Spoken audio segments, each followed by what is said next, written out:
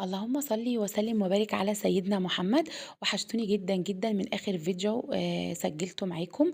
النهارده بامر الله هندمس مع بعض الفول كده بطريقه سهله جدا وبسيطه، ومكونات متواجده كلها في كل بيت.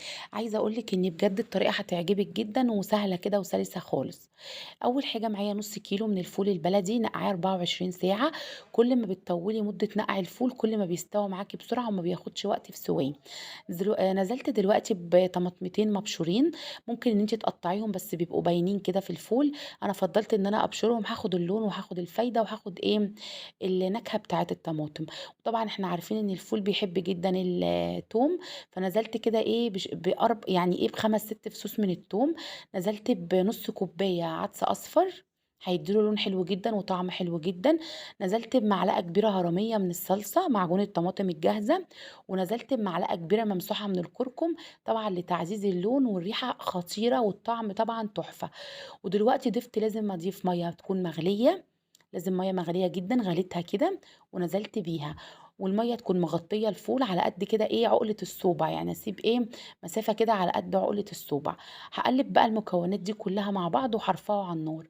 رفعته على النار واول ما ابتدى يغلي زي ما احنا شايفين، هبتدي ان انا اوطي عليه النار واسيبه يستوي براحته. وخلي بالك عشان ما يفرش ويبهدل الدنيا. بصي بقى انا كده وطيت النار، الغليان هدى ازاي. وغطيت بقى كده وسبته ايه على ايه راحته. عايزه اقول لك والله العظيم والله العظيم قعد معايا ساعة زمن، مش اللي بيقولوا بقى ساعتين وساعتين ونص وتلاتة.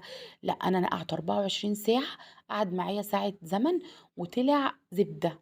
يعني بجد زبدة، مفيش حباية فول غير لما كانت دايبة دوب ومستوية. طعمه جميل. طبعا بصي اللون وجماله.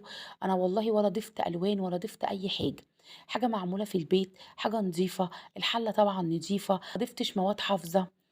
انا بحب اعمله كده واشيله في الفريزر، بجففه او بفرزه في الفريزر. طعمه حلو ولونه جميل جدا، الطريقه سهله. توم طماطم كل ده متوفر طبعا في البيت. نص الفول مش غالي طبعا، هيعمل لي كميه كبيره. بتطلعي كيس الفول كده جنب بيضه، جنب حته جبنه، بيبقى فطار او عشاء حلو جدا. بصي بقى ما فيش والله فوله واحده ما استوتش، كل الفول دايب دوب، لدرجه اني مجرد ما عملته كده بالشوكه لقيته اتهرى معايا. بصي بقى لون الفول يعني تبارك الله، تحفة ودايب دوب.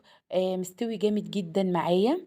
هجهز معاكم طبق فول كده على السريع، حلو جدا والله جميل. مش شرط للفطار او للعشاء، ممكن تعتمديه برضو في الغدا جنب طبق بطاطس محمرة، جنب عودين جرجير، جنب شوية سلطة خضراء. بجد والله حلو قوي، يعني الاكل ده بجد حرش وبياكل كده. دلوقتي بقى حطيت كده كبشتين فول وشوية من الغيرة، ونزلت بشوية من الزيت، ويا سلام لو كان زيت زيتون بس أنا ما عنديش. ونزلت بشوية من الملح، وهنزل بشوية من الكمون، بس طبعا نكتر كمون لأن روح الفول الكمون. نزلت كده بكمون. هنزل بعصير ليمون زي ما احنا شايفين كده. صلى على الرسول عليه أفضل الصلاة والسلام، حبيبي يا رسول الله. هنزل دلوقتي بقى كده بعصير الليمون. هانزل بالطحينة. في ناس لما بتحط طحينة مش بتحط ليمون، بس احنا بنحب نكهة الليمون قوي في الفول. يعني انا زودت ليمون تاني، نص التاني كمان عصرته. هبتدي بقى ان انا اقلبه. طبعا بتحبي الفول مهروس هتهرسيه بالشوكة، بتحبيه مصحح كده الواحدة بوحدتها هتسيبيه. انا هرسته نص هرسة، يعني ايه من نص كده ايه هرسته وسبت الباقي كده قلبته في بعضه بقى ايه كده على كده. طعمه حلو قوي بجد، جربي الطريقه دي هتعجبك جدا.